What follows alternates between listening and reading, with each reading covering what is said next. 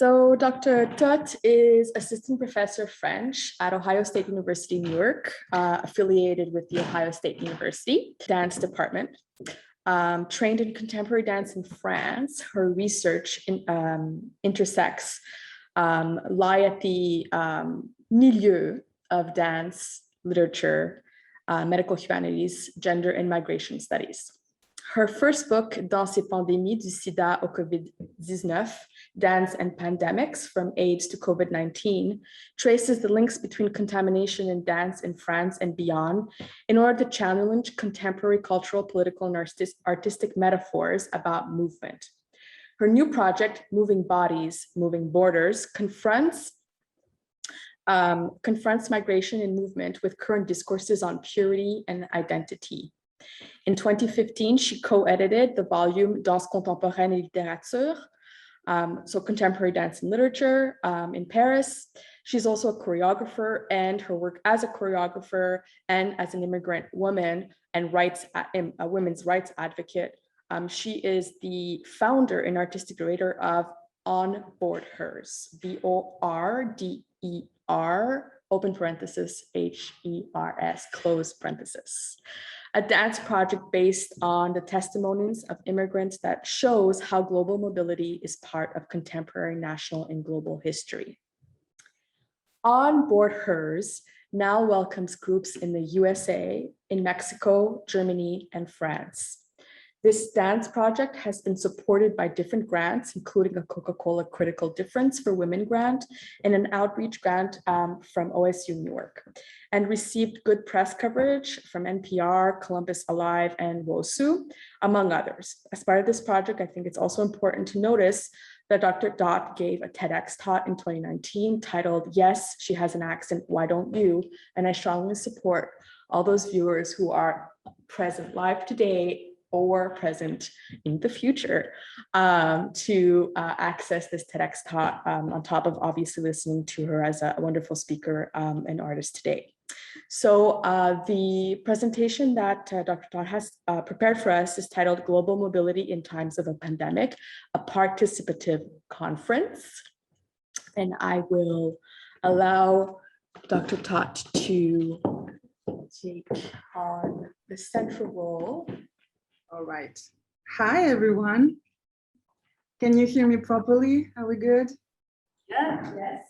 Wonderful. So let me share my screen. Okay, so first of all, thank you very much, FTIHA and Ariane, for organizing such an important event. I very much look forward to listening to all the fascinating presentations in the next days. I feel very honored to be part of it and to open this 2 or 3 days conference. And thank you also to Nikki for the for the time she spent making sure I can see everyone and everything is fine logistically. So as FT had just said, the title of my presentation today will be Global Mobility in Times of a Pandemic, a Participative Conference. So this participative conference is inspired by my community-based project, On Board Hers. And when you have an accent, it's actually not that easy to say. So I don't know why I came up with that title, On Board Hers. And 3 years of dance workshops and performances with immigrants in the US, in France, and Mexico. And today, you also will be invited to explore your own relationship to mobility in times of a pandemic, while critically and kinesthetically, so bodily, kinesthetically, addressing how techniques and technologies of border security impact mobility, and especially in times of a pandemic. So get ready to move a little bit at some point, but I'm going to do the talking first. So On Board Hers is a series of contemporary dance workshops and performances that are created in 2018 in Ohio, where I work and live. Those workshops are offered exclusively to people in situation of migration or immigrants already settled. And it deploys a trauma-informed technique using movement, language, writing, and affect theory in order to respond to an urgent social and psychological neglect of the so-called contemporary migration crisis. You know, we've been hearing this rhetoric a lot in the last years. And so that's what this work is trying to actually reactivate that conversation. Contacted via local refugee organizations, women's shelters, word of mouth, the participants of On Board Hers come from all around the world. They represent different ages. I had participants who were in the 70s, and I had participants that were just freshly 18. Some were fluent in the host country's language, so English, French, and Spanish in those cases, which made possible vocal communication. But with others, I could only communicate with the body language or translation devices. I've worked with DACA students, refugees, undocumented people, legal aliens. We have danced in art galleries, dance studios, on Zoom, behind abandoned hospitals and vacant buildings, in women's shelters, in basketball courts turned into refugee camps. So a lot of flexibility in the geography of dance that we are using. As an engaged scholar, my work is very much inscribed in the field of dance movement therapy. That's a field that was developed in the 60s, but really entered academia in the 80s during the AIDS epidemic, with people such as Anna Halprin, for example, an American, a US choreographer, who developed an ethnographic and practice-based methodology of research. And this is really something that's been at the core of my methodology as well. The goals of On Board Hers are to model best practices for transformational community engagement through storytelling, while showing the functions of intellectual creativity and the importance of activism at a scholarly level. In On Board Hers and in the workshops, we really work on the ways in which memories of the past are evoked via movement, and reveals how the dancer's body is an assemblage of different cultural traditions that are disturbed when not denied completely by immigration policies. So during the workshops, participants are asked to explore their own stories, and I'm gonna explain this a little further in a few minutes, through writing, speaking, both in the native tongue or in the host country's language when possible, and create gestures representing their experiences. So let me guide you through this, because it's not necessarily something, it's not necessarily easy to explain with words, so maybe pictures will help. So this is the picture you see here. It's the very first group I opened in 2018 in Ohio. So here we have someone from Ghana, from Palestine, from Iran, India, Turkey. We were 12 women dancing. And we really thought about the idea of crossing a border. So that was the first. We usually have a series of 8 weeks of work. And over those 8 weeks, we have a bigger theme.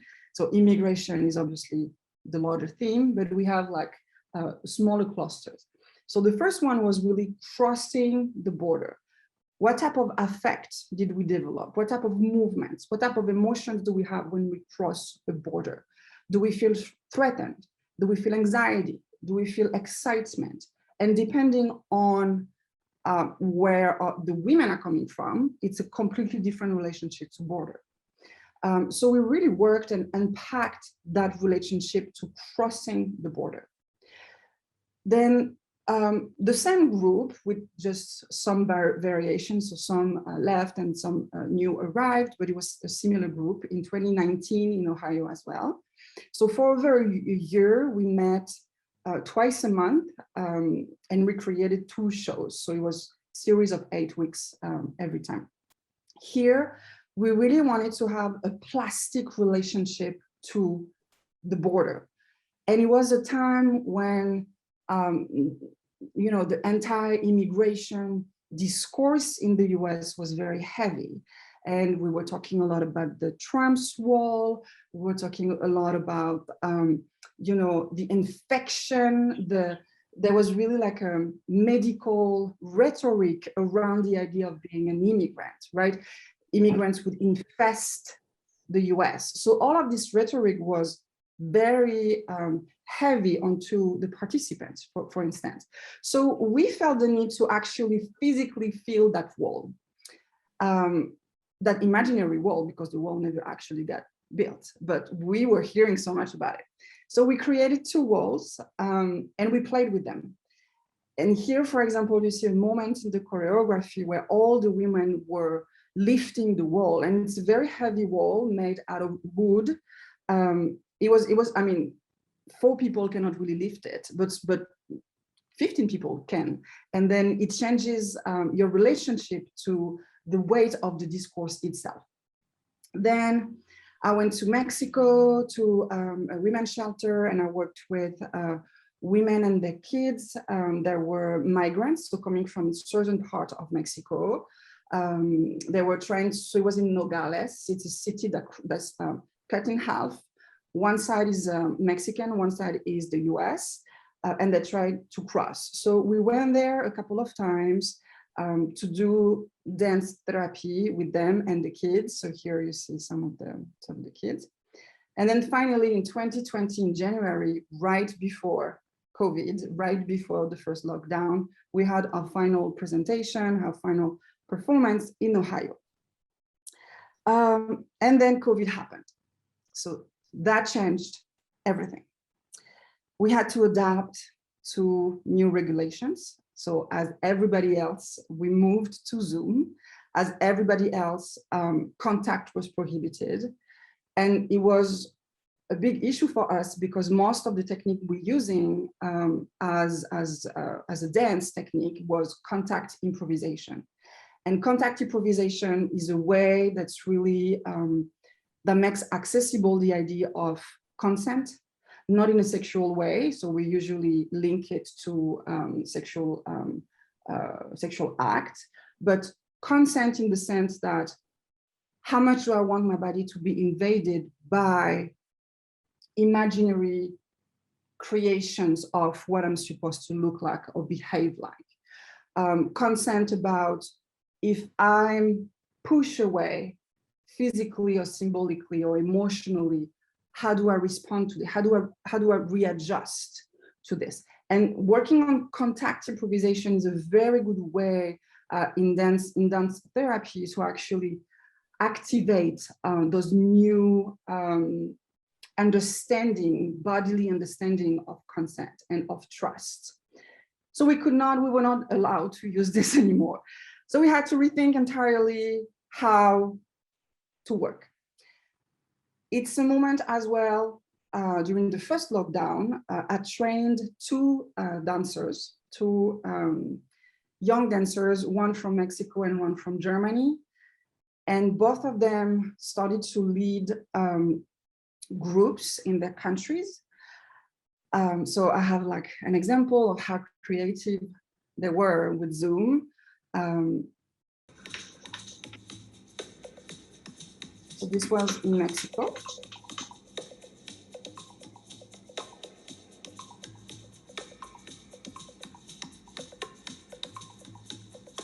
Gloria will give them tasks, and they will create a collective choreography based on the individual movement.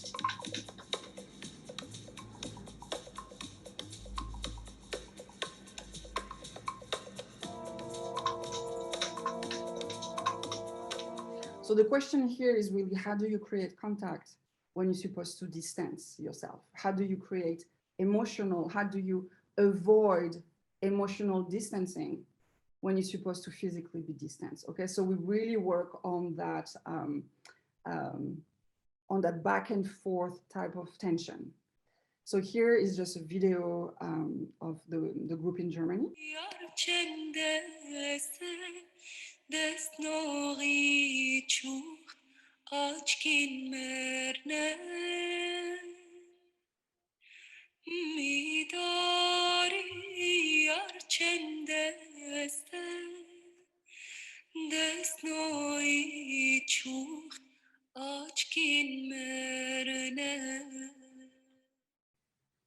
Something that you notice here is how we have access, suddenly we have access to the domestic space of the participants, which we didn't have, for example, in Ohio, because we were meeting in neutral spaces.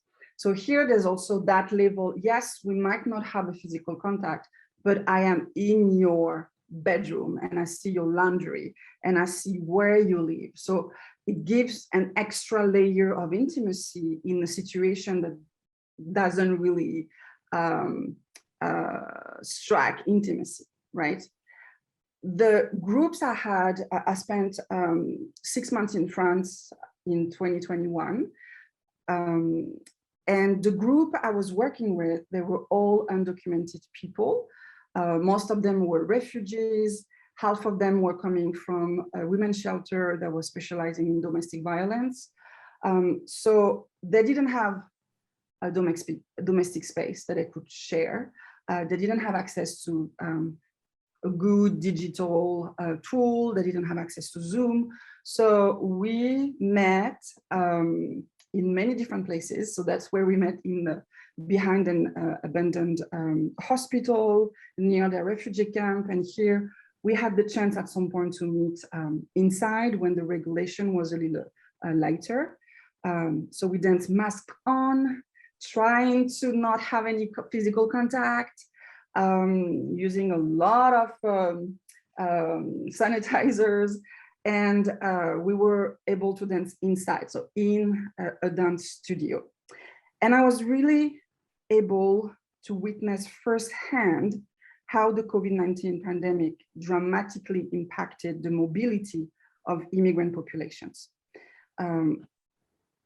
Until 2021, I exclusively worked with immigrants who identified as women, okay?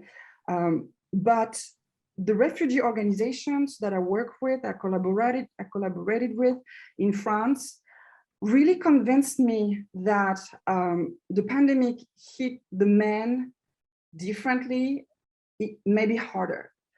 Most of the families that were sheltering were really traditional families, in the sense that the mother will take care of the house and the kids, and the father couldn't do anything. So completely left alone, without any work, without any purpose during the day, without being able most of the time to interact with the locals because they didn't have the level of language yet. So the level of despair and vulnerability for the men was actually higher in terms of the pandemic. So they really convinced me, and I decided to open the first on-board HERS group of immigrant men. And they brought with them an entirely new range of stories, kinesthetic archives, challenges.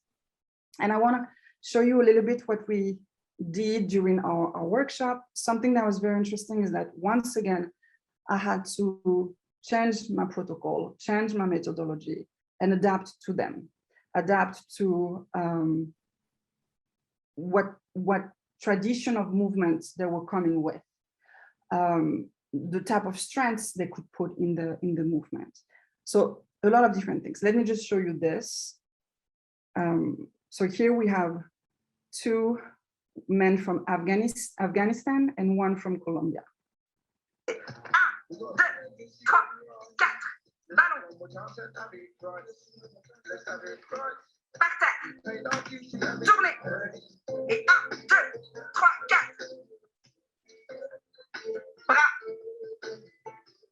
Ballon.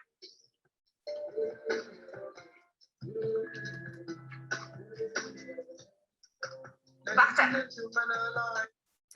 So the question was at first, how do I make this person that you see here, Remula?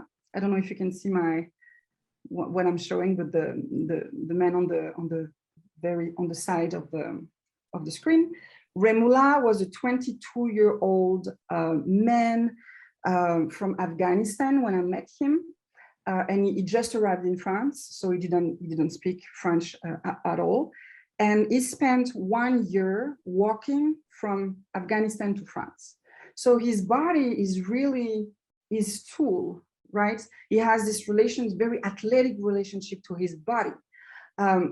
So how do you make that person that did something so incredible, that walked from Afghanistan to France, how do you make him want to take my class, to take a dance class, a dance therapy class? So I had to really think about what movements could interest him. And all the men agreed to say that their movements were really influenced by soccer and boxing. So they started to teach me their movements and the type of movements that really meant something to them, that really represent the strength, that was reassuring for them, also in their masculinity, also in, not showing vulnerability, because in the journey that they went through, you cannot, you're not allowed to show vulnerability. So they were teaching me their movements. And after a while, they felt comfortable enough, because I was really bad at the movement. I cannot box properly, I look ridiculous. And that funny, silly relationship made them accept that I taught them my movement and my way to move. And then we started to really have this trust relationship that was really beautiful. And there was an extra layer, is that I could not verbally communicate with them. I do not speak their language, they do not speak mine. So we used translators, we used, we mimed a lot, but after a couple of months, we didn't even need that anymore. We kind of developed our own bodily way to communicate and exchange stories, okay? So I want to do something with you now. I'm gonna stop this just for a second, because I want to see you properly. I'm going to describe one movement that Remula created, so the young man I just showed you and told you about.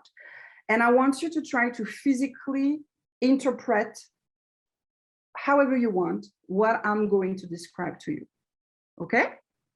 So can you all stand up and come closer, maybe to the screen, so I can see you? Okay, perfect. So the first round, we're gonna have 2 rounds. The first round, beautiful. I love that. No, it's good that there's not that much people, so I can really see you really well. Okay, perfect. First round, you're gonna close your eyes and just listen to what I'm saying. And you just imagine, okay? You imagine the movement. All right. To my question, what movement reassures you and gives you a sense of belonging? Remula started to drag his feet on the gravel. Because of COVID-19 regulations, we were dancing outdoors. Remula was taking very rapid but tight steps as an homage to his long journey and to the trauma he experienced when leaving his country by himself. Little by little, the other dancers started to drag their feet on the gravel as well and surround him in his walk. Together, they created a mass of walkers.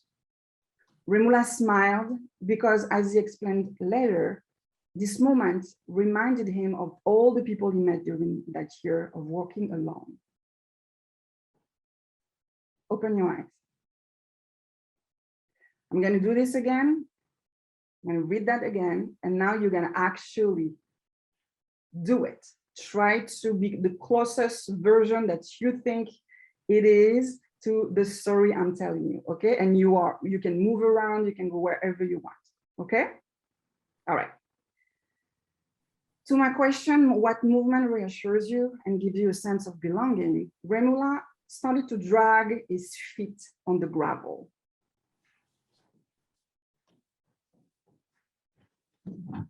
He was taking very rapid but tight steps as an homage to his long journey. Little by little, all the dancers started to drag their feet on the gravel and surrounded him in his walk. Together, they created a mass of walkers.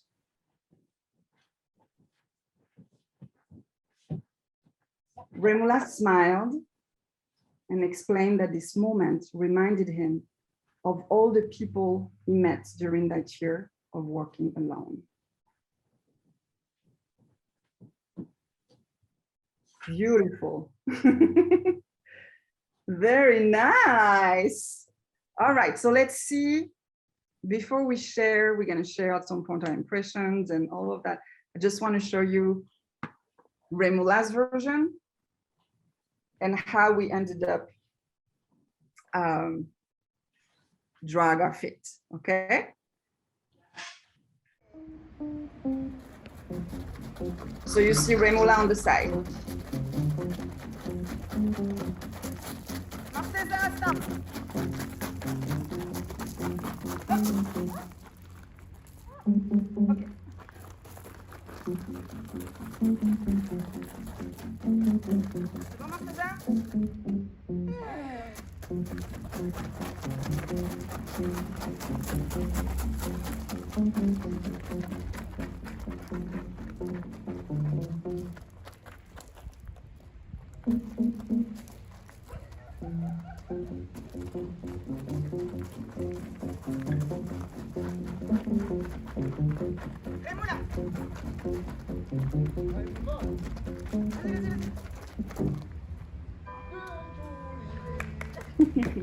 Good.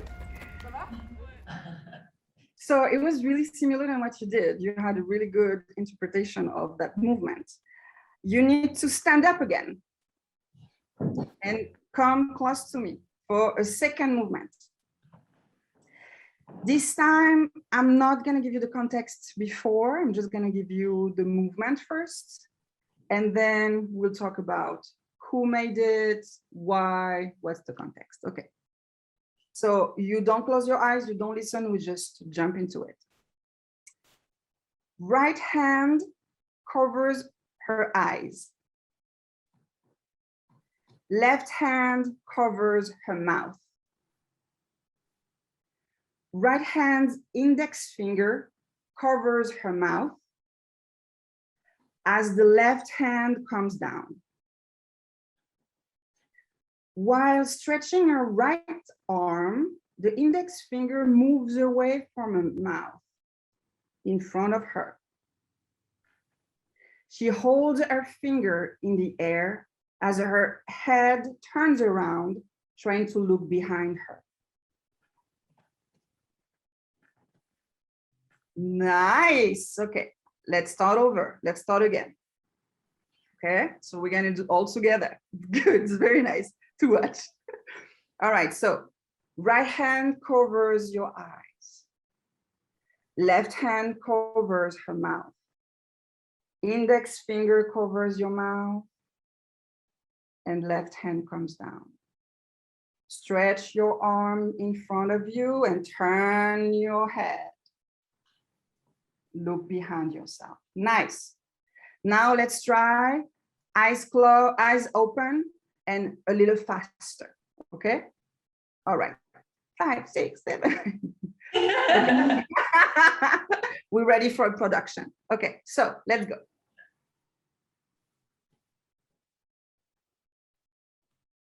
Finger. Look in the back. Nice. Once again, faster. And hand, hand, finger, front, look back. Excellent. Love it. You can sit down for 2 minutes. So don't get too comfortable. All right. So I'm going to show you the creator of this movement. Her name is Rizlan. She's from Morocco. Rizlan movement is really symptomatic of a larger discussion on viral dance and the impact of the pandemic onto immigrants' rights to move and gain visibility within the land they occupy. So I'm going to show you how she integrated this into two different choreographies, and then we'll talk more about the movement. So Rizlan is the one on the left of the screen.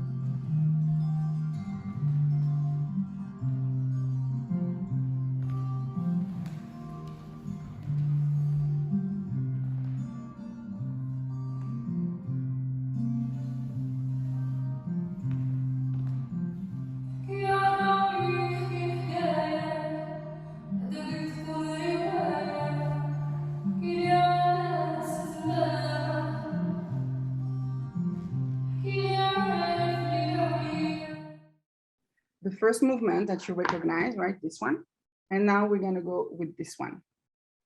So I'm in the video. I'm usually not on the videos, but she was dancing with a woman, Nabila, from Algeria, who's a Muslim woman, and she didn't want to be filmed, so I took her spot to keep the duo.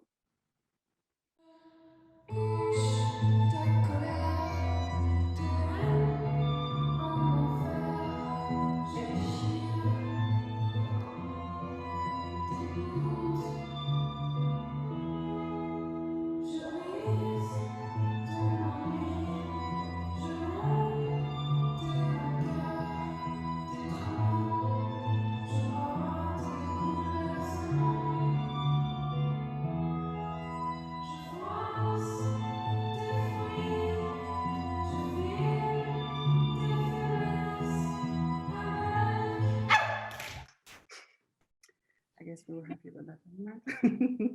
I expect the same level of excitement from you now. So you recognize that movement, right? That you just did. So she divided it into different little choreographies. Covering her eyes and her mouth with her own hands, silencing herself with her own finger, show the mechanisms immigrants had to develop in order to navigate the new life in the host country, for instance. During our workshops, participants put into motion the different levels of isolation they encountered, they experienced during the immigration journey, but also since the beginning of the pandemic, and the ways in which the pandemic accentuates their invisibilization and their vulnerability. The type of movements they created were mostly about the violence of the media towards immigrants and the impossibility to meet or interact with locals because of the social distancing regulations and the many lockdowns that France experienced. So the pandemic revealed pre-existing social distancing conditions of minority groups and senior citizens, for instance. It also revealed inequalities in the face of access to digital technologies and education. And we also witnessed the rise of domestic violence, which almost doubled during the different lockdowns. And over the 22 women, as I said, mentioned earlier, the 22 women I worked with in France, 18 were contacted thanks to a local women's shelter specialized in domestic violence, and Rizlan was one of them. Most of the movements you saw in the videos were either a direct response to COVID or representing the impact of social, emotional, cultural, linguistic distancing onto their life, such as Rizlan movement, for example. So I cannot see, I'm not seen, I cannot talk, I have an accent and you're focusing only on this. So all of these type of things. It also made evident that concepts such as social distancing are only new to those whose access to spaces and social activities are never endangered. The consequences of isolation are greater for immigrants than for local citizens. Without proof of integration into the French society, undocumented people are denied access to a temporary visa or a permanent residency. 2 of the participants I worked with over those 5 months were deported because they were not able to have a proof of job or to show their social integration into local life. So I want to show you a final video where you're going to see all the movements that we covered combined. So the walk, Remula's walk that you did yourself, the dragging of the feet, and then the covering, and then the silencing. And I just want you to try to see another one, to try to locate another one. It's this one. You'll see this and this. Okay, so like a crown and this. And that was made by Nabila, the young woman that got deported back to Algeria. So she was mentioning the fact that because she's wearing a hijab, in France, the question of the hijab is very hot, let's say. So we have an openly anti-Muslim government, which reinforces the policies against women wearing a hijab. And so what she was saying is that the first thing that people see when they look at her is her hijab. So that was how she represented her hijab, like this. And what she wanted to say is that it's fine, I don't need to be saved. I'm perfectly fine with my hijab.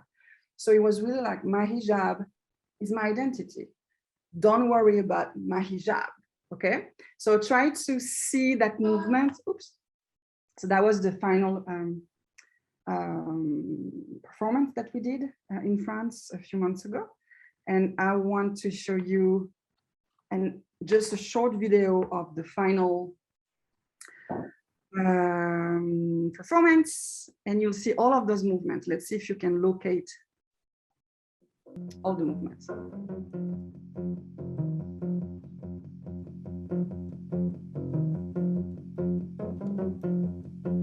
So you recognize the dragging of the feet.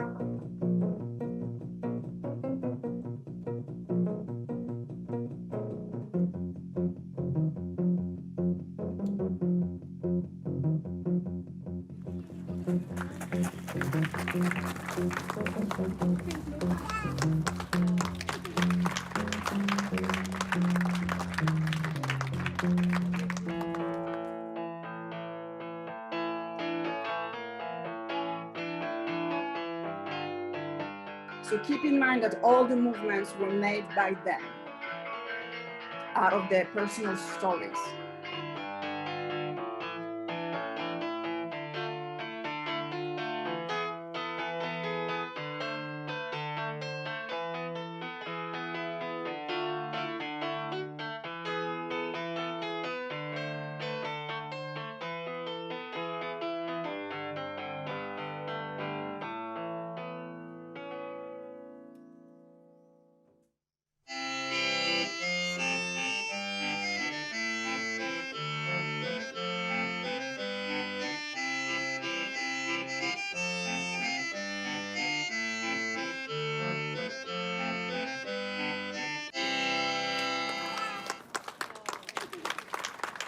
Maintenant, vous le faites avec nous.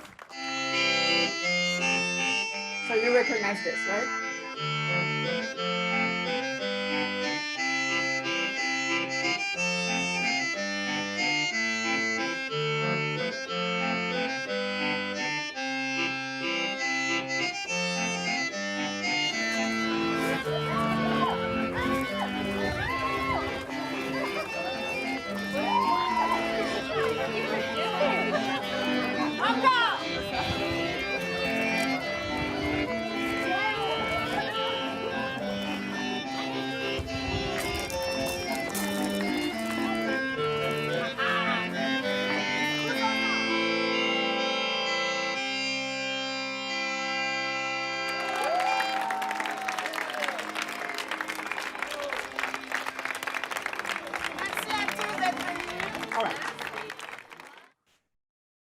So before we start moving, I want to remind you that moving is political.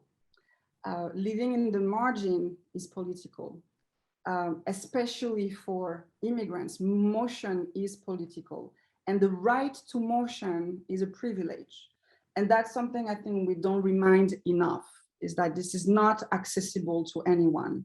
And especially in times of pandemics, when there's so many restrictions, border closure, more than ever, motion is about privilege. So while we're going to start moving and we're going to start a workshop moment, I want you to keep that in mind, that the fact that you are allowed to move today and we are here in the same space, I mean, I'm not entirely in the same space than you, but I feel like I'm in the same space, is really out of the privilege you're bringing with you, okay? So you're going to stand up. Please come closer to me so I can see you a little bit. And don't be afraid, there's no right or wrong, there's no, okay, we're just here to put in practice what we just talked about, okay?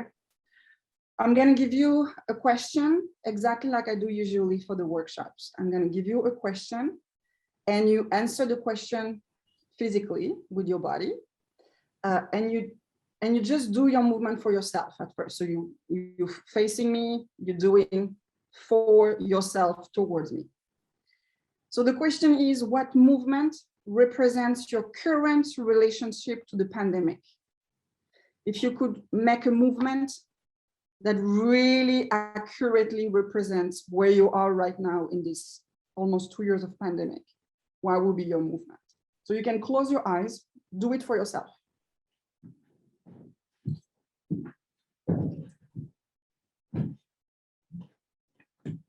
Love. This is very interesting. Okay, so now you can open your eyes and you can start moving around. You're just gonna walk. And the way we're gonna do it, before you start walking, we're gonna have a sort of scale between 0 and 10, okay? 0, you stand still, no motion. 10, as fast as you can. So imagine you running. And 5 is just you're walking regular, normal rhythm, okay? So I'm gonna use those numbers to accelerate sometimes, to reduce the rhythm, all right? Okay, so go back to your movement, the movement you just created, and you're gonna start walk around, and you're gonna make that movement. Just walk out of 5, which means really your regular walking rhythm.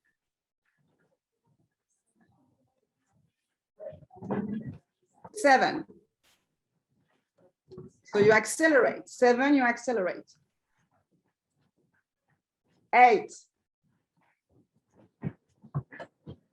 10. Faster, faster, faster, faster, faster, faster, faster, faster. 0. 10.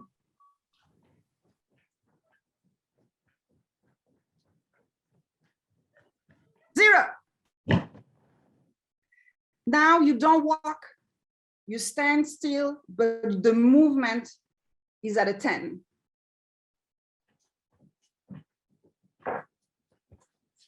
Yes, keep going, keep going. Yes, yes, yes, yes, yes. Correction. 0. Now you walk at a 2. Walk at a 2. Very good, very good. You walk out of 2 and you start doing your movement. You start accelerating your movement a little bit, little by little.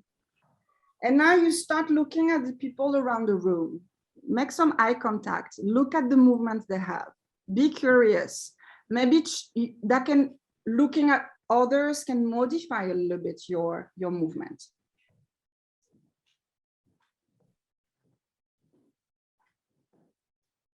Go at a 7. Keep looking at people.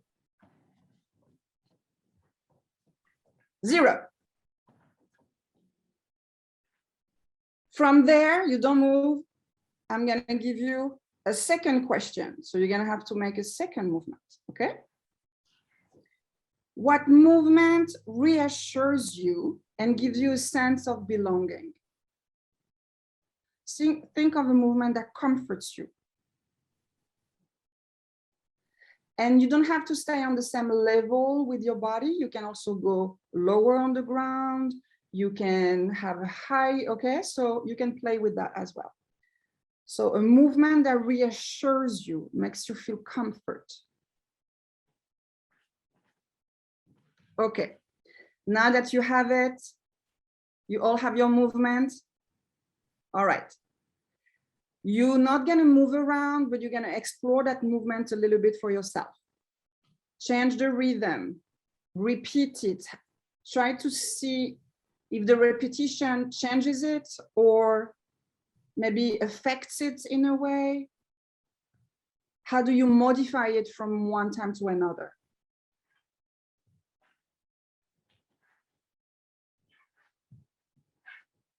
Go on a 10 for the movement.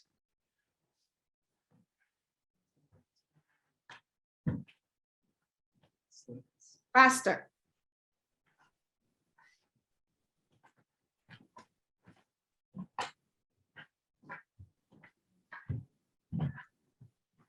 Zero. Beautiful. Okay.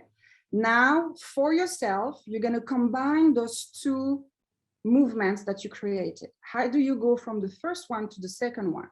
Do you prefer to put the second one first or the first one? How do you negotiate the transition between one movement to another? Okay, so think about this. Combine the two movements for yourself.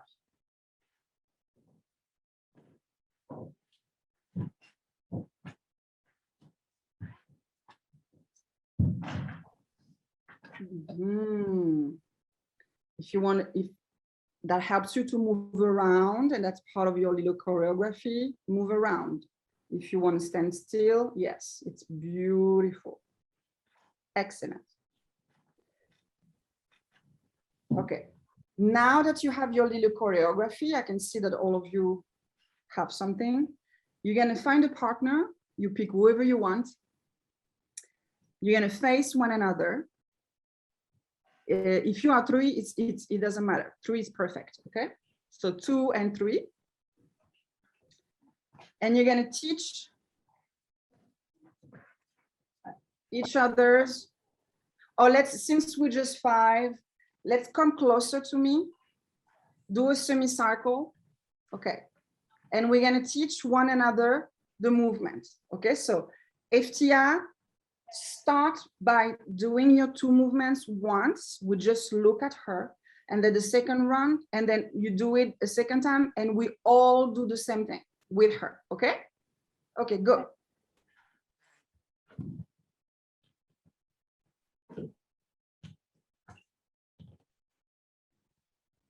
Whoa.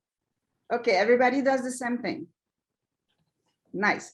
So we start down, okay? And up, down, and pop.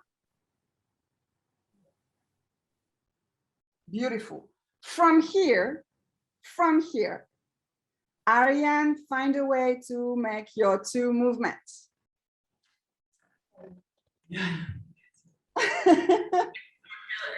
Okay. Wait, do I show or tell? And show.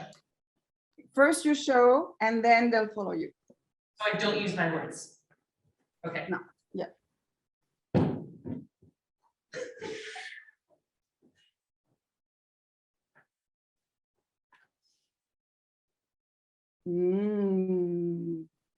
Beautiful. Okay, so now, okay, so we are here, right? Show us how to go from here to the next.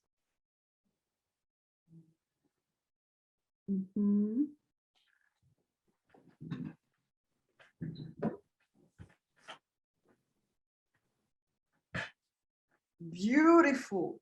Then the person next to you, you take over. You are here. Show us your movements.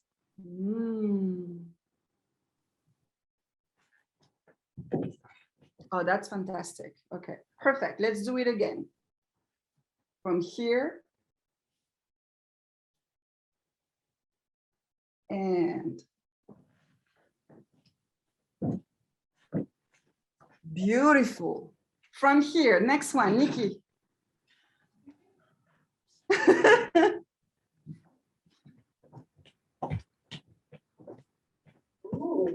Ooh, I love the similarity. That's nice. Okay, one more time. So we were here. Okay, here, yeah.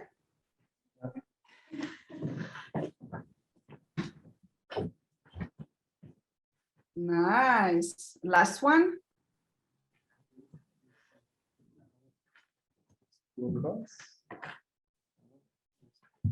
Oh, love it. All right, let's go back to Nikki. What was the last one? Was like this. And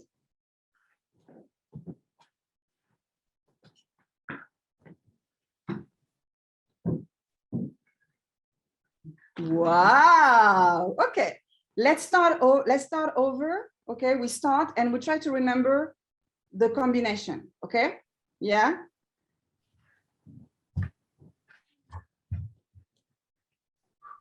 Go.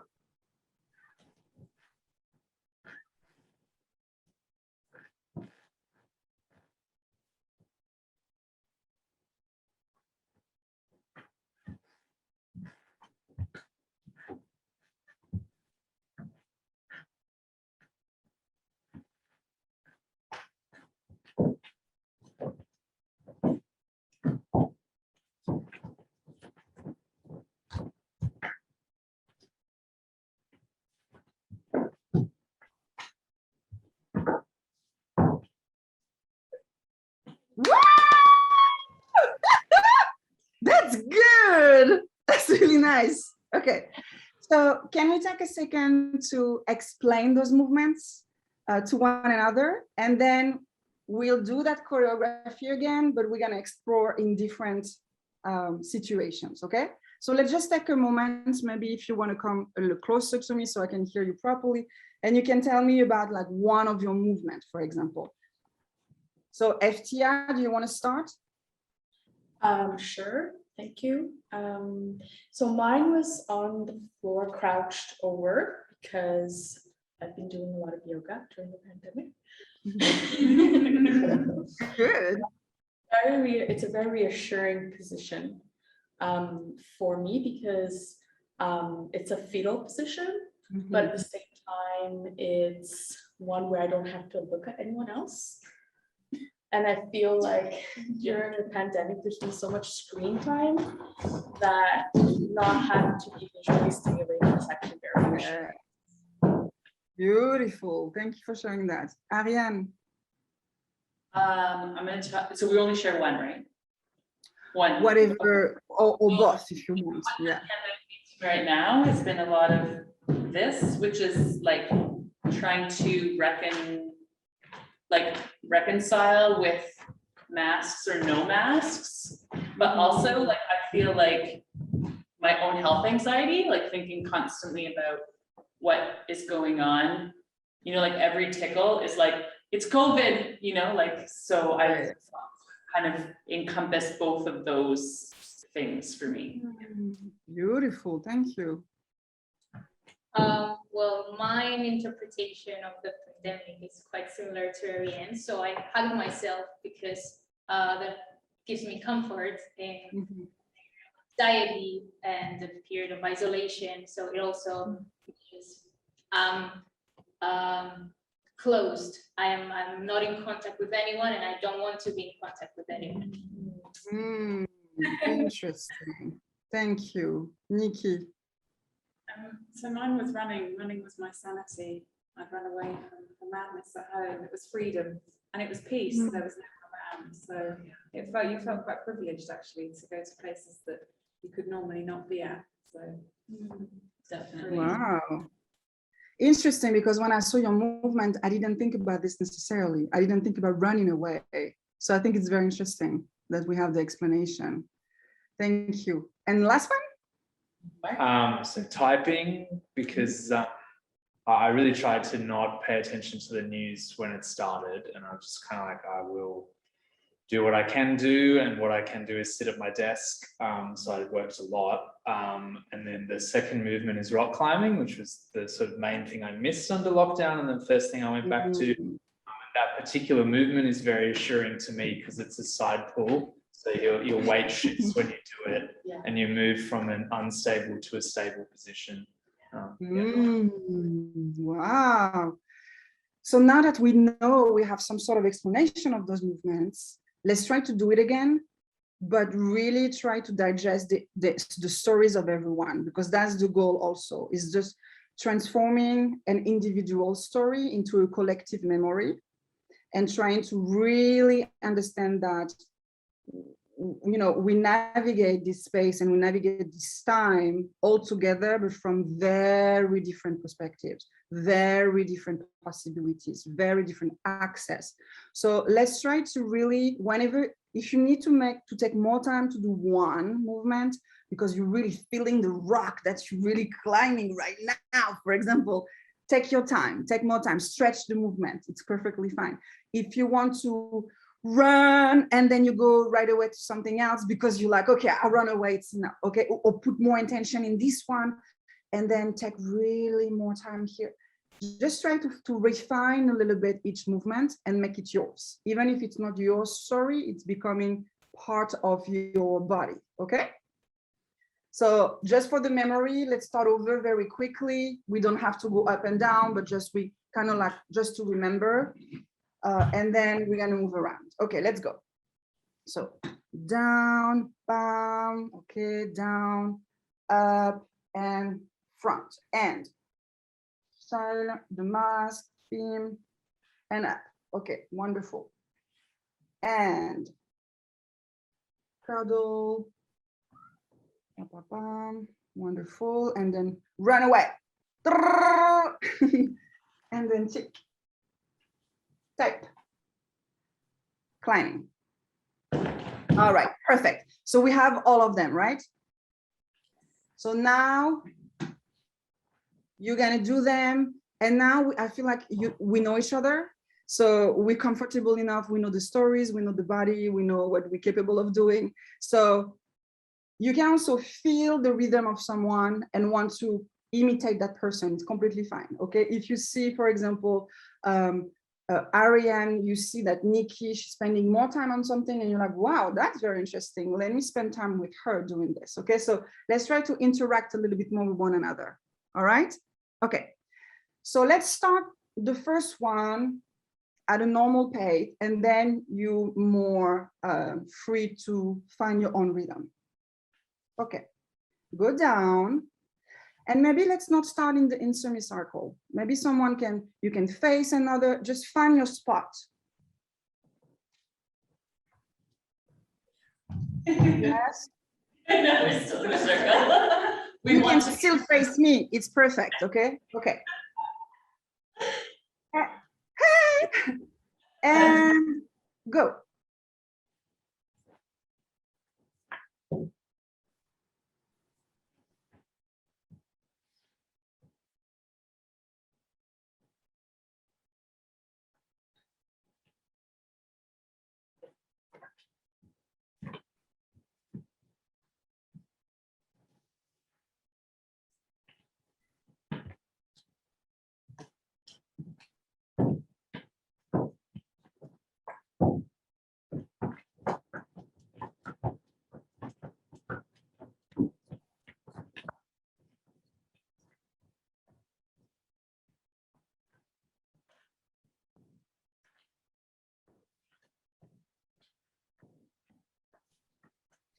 If you're done, you start over and you get closer and closer to the group.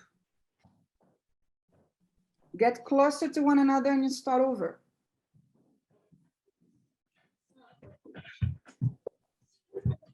Yes, I am. Yeah.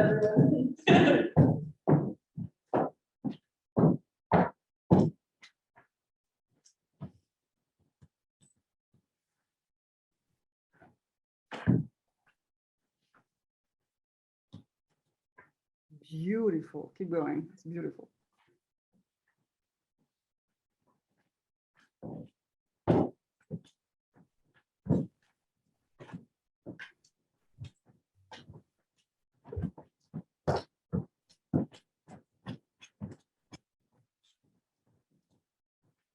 Keep going and try to get even closer to one another if you can.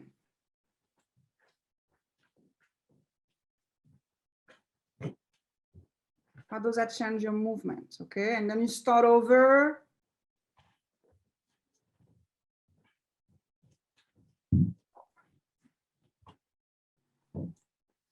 Be mindful of the people around you. Good, keep going, it's beautiful. Don't forget the story behind the movement. Think about the story behind it.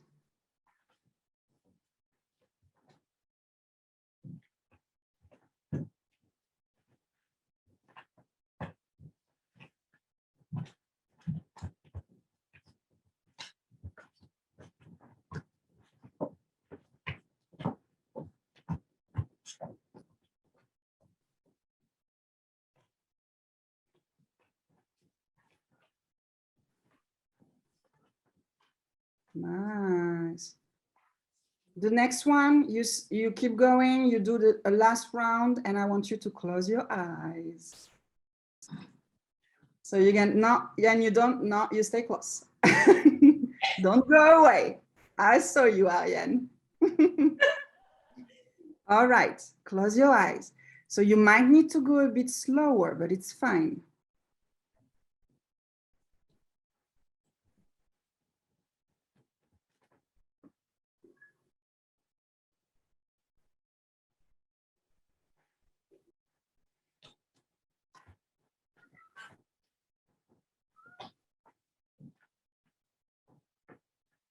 Beautiful. Think of that cuddle. Think of that moment that she described.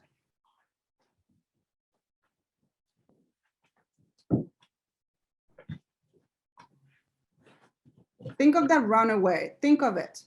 What are you running away from?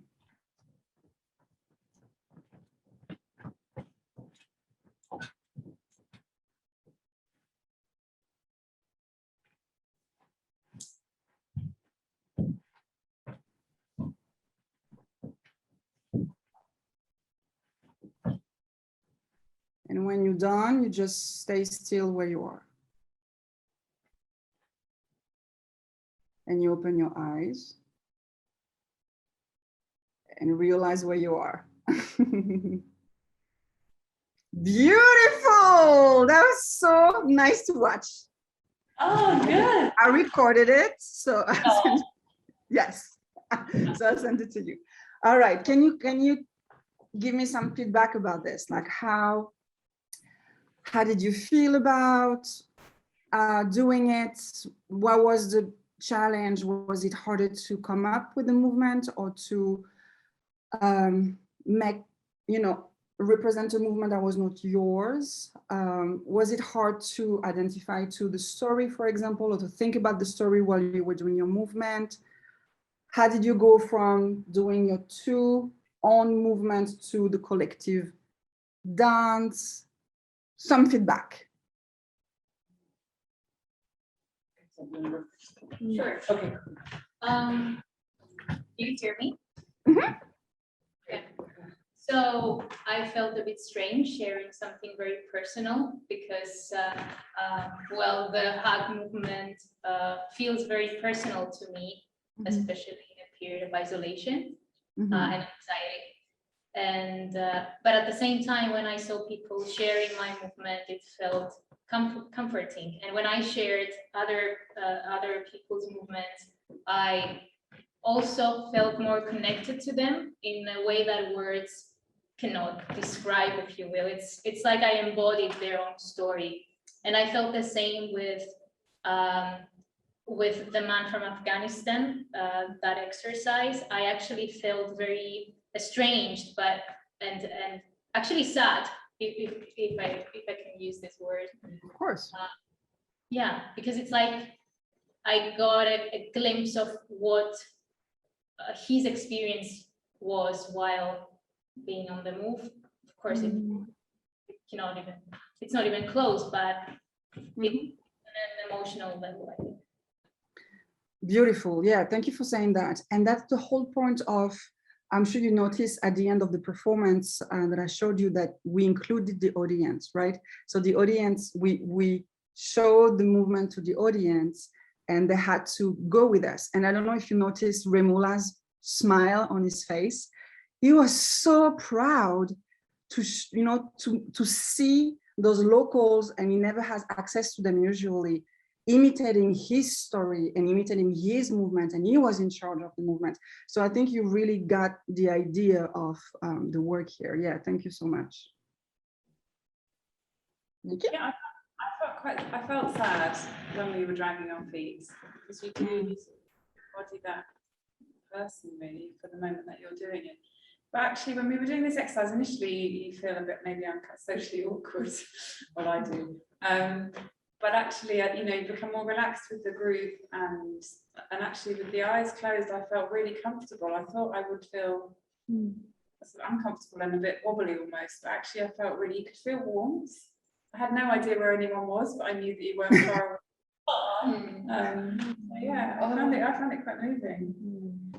And you were, yeah, you were actually really close to one another. You'll see when I send you the little video, you were very close to one another when you had your eyes closed, and somehow you didn't bump into one another. Like you still felt where the other person was. So even if that was not on a conscious level, that you usually rely on your eyes and on your sight, that was more subtle than that, but you never bumped into anyone and you had really clear movements, Ariane? All the things resonate that have been said by Katya and Nikki, but also the other thing I also kind of thought about was just the way that I wanted to sometimes make a different sequence of movements. Like when you talk about running, like first of all, I don't run, but I know that desire to get away and how I felt that a lot in the pandemic, like leave the house.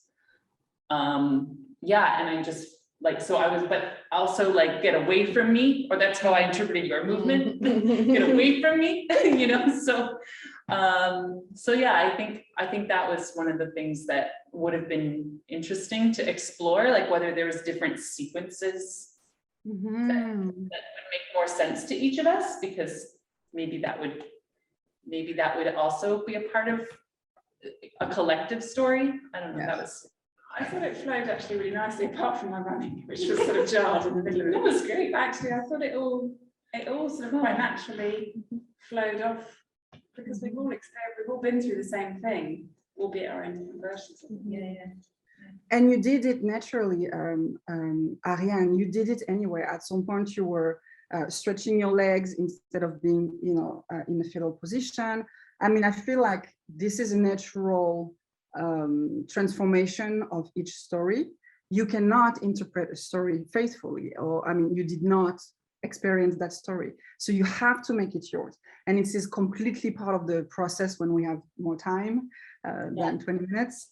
And that's the beauty, that sometimes we forget at the end, when we have the collective choreography, we forget who created the movement, because we completely digested and completely integrated the movement. And so it becomes our own in a way, So I think that's very interesting that you pointed this out. Let me ask you, so the first, Katya, is that your name? Yes. And I think you're the only one that I don't know the name of. Mark? Yeah, thank you. So go ahead, Mark. So I definitely like listening to the presentation. It was really good. And I was starting to have a lot of feelings, which I'm usually bad with. And I was feeling quite self-conscious at the start of the dance workshop, partially because I wasn't expecting it. But then, everyone was pretty chill and into it. So then I kind of relaxed a bit. And I think just moving did help with the feelings, as it usually does. And then one thing that I was struck by is that as you do the movements over and over, you start to find like subtleties in them that you can adjust slightly. So I actually found the two hugs quite different. Like the first one was more self-care or something like that, and the second one for me was just sleeping more. So I don't know, it's kind of organic. Yeah, anyway, I thought that was sort of interesting. Yeah.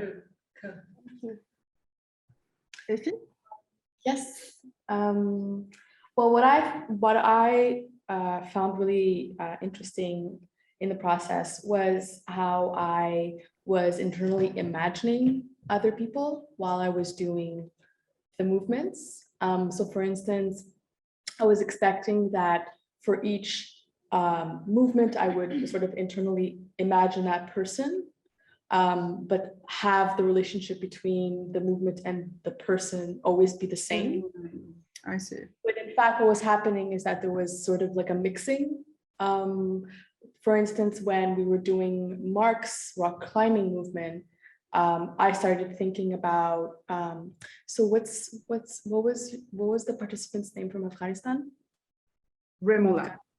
Remula. So I started thinking about Remula during the rock climbing movement. And I remember thinking like, why am I thinking about Remula for rock climbing? It doesn't make any sense because he's all about moving forward, right? And rock climbing is about moving upwards. But I think it was because of the force, because of the like strength that you need to have in order to climb a mountain or climb a hill or whatever.